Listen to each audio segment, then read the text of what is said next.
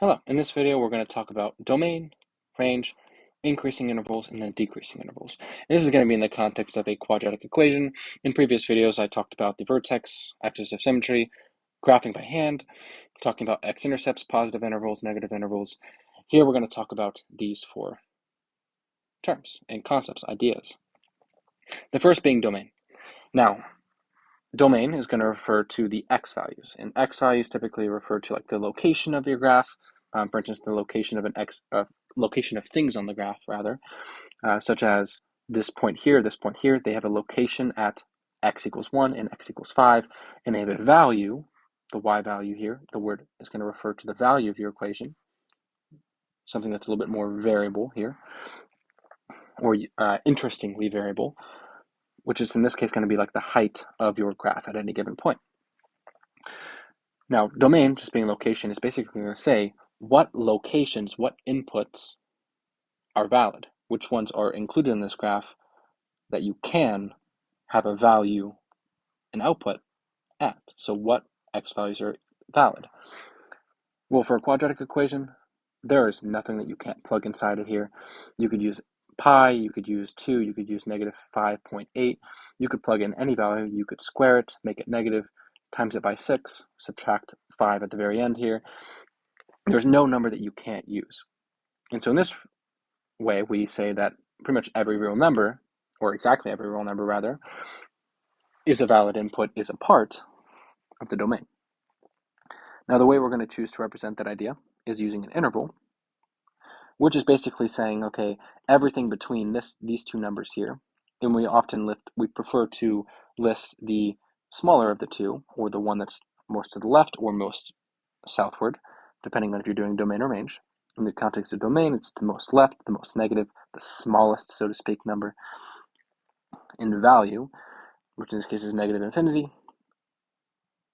and positive infinity being the largest value, all the way to the right. Every value of x, every input that is a real number, that is somewhere between the idea of going left forever and the idea of going right to it forever for x values, every single value on the x-axis, so to speak, is going to be included in your domain. Now, if you want to, you could include this fancy symbol in front, which is like x belongs to. Basically, the inputs are going to be in this interval, negative infinity until positive infinity. The range we're going to use for y values, so you could write this if you want to, the y with that little e looking thing, curve e, is going to refer to the y values. So the question is basically what y values, what outputs are reached on this graph.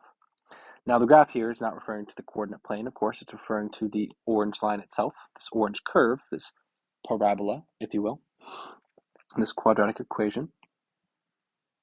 What y values are on this graph? Well, certainly 4. 1, 2, 3, 4. There's a point with a value of 4. There's a couple with a value of 3. Obviously, these are noted as a value of 0.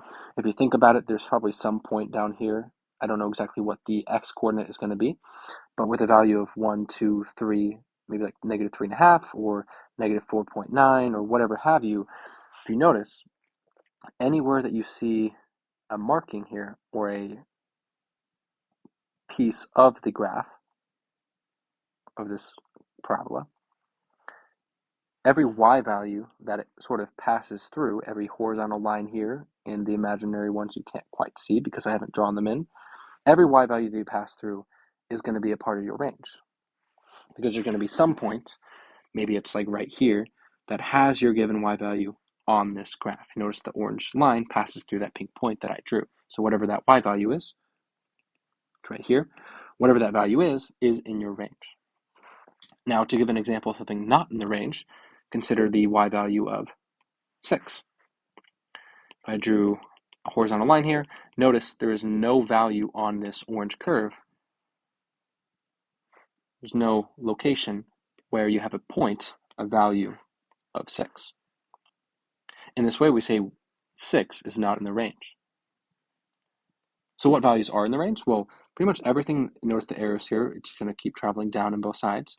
Everything that's between, well, if you kept going down forever, at the very bottom of this, you'll have like negative infinity that you're kind of approaching towards. You're trending towards negative infinity. All the way up until, in this case, it actually tops out at a nice point called the vertex at a value of 4. So this would be like y equals 4. Now this is a consequence of it being concave down like this, where it opens down, that there's going to be a highest point for this quadratic. If it was flipped the other way, like it looked something like this, then there would be a lowest point, a minimum here at the vertex. But for this context, it's going to go from negative infinity all the way until positive 4 with regards to like the boundaries of what is included on this graph as a y value. And in this way, we will have that your range is going to vary between any number that's between, I'm going to start with negative infinity. Anything that's between negative infinity, which is basically every negative number in this case, and not 0, but 4. Now notice this interval says everything between these two values. You notice negative infinity we never quite get towards, which is never quite get to because it's not really a number. There's no point with a value of negative infinity. And so in that sense, because we never touch it, we never get there, we put this open parentheses, this rounded parentheses here. And because there is a point, if you go look up here, it's the vertex on your graph. We actually hit this highest point. It's included in your graph. That's when you include a square bracket to close off this interval. But this, again, this